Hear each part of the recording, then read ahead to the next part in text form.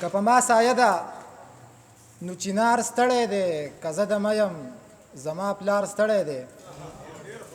که په ما سایه ده نو چینار ستړی دی، که زه د میم زما پلار ستړی دی. او نن یې سرونه د خپل قام راغونډ کړل، نن یې سرونه د خپل قام راغونډ کړل، نن پښتونخوا کې مې هر ښار ستړی دی.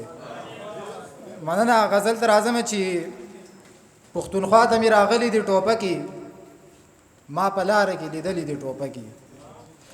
پښتونخوا ته مې راغلي دي ټوپکې، ما په لاره کې لیدلې دي ټوپکې. دلته ولې یو پسه باندې دي خلکو په یو بل پسې ویستلې دي ټوپکې. مننه. دلته ولې یو پسه باندې دي خلکو په یو بل پسې ویستلې دي ټوپکې.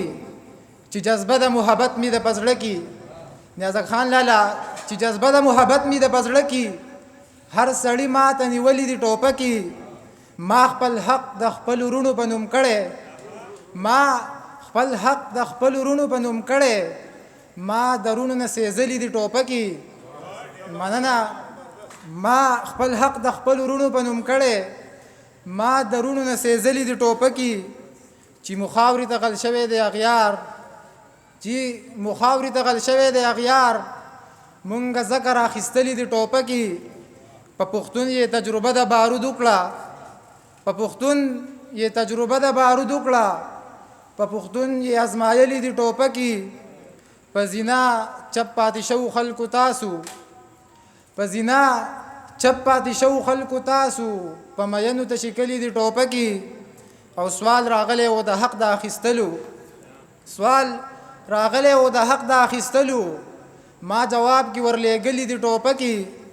او رب دی خپل حفاظت وکړه یا اخلاقا، رب دی خپل حفاظت وکړه یا اخلاقا، تی واقدار لا ستا غزلې دي ټوپکې.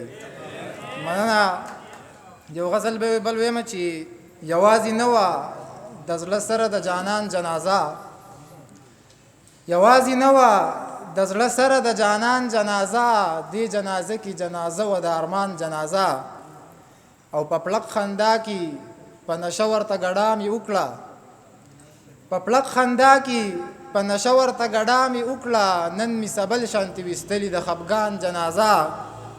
او د دې نه هر سړی خفه و په تعداد یې سکړې، د دې نه هر سړی خفه و په تعداد یې سکړې. خیر که زرګاو خلکو وکړه د دې خان جنازه. او چې یې په لاسو د مظلومو پښتنو وینې دي، چې یې په لاسو د مظلومو پښتنو وینې دي، رب قبول نه کړې له داسې مسلمان جنازه. او دا حق پرسته قام پرسته مولا وینې که نه، دا حق پرسته قام پرسته مولا وینې که نه، څومره په ښه ډول یې وشوه عالیشان جنازه. او دا د باطل خلاف په حق شهید شوی سړی، دا د باطل خلاف په حق شهید شوی سړی، پرښتو وکړه یې د روح پاس په اسمان جنازه. اخري شعر دی پکې چې نن چې دی نظم د خپل قام د حق د پاره ووې، نن چې دی نظم د خپل قام د حق د پاره ووې، اخلاق تا وکړه په خپله د خپل ځان جنازه.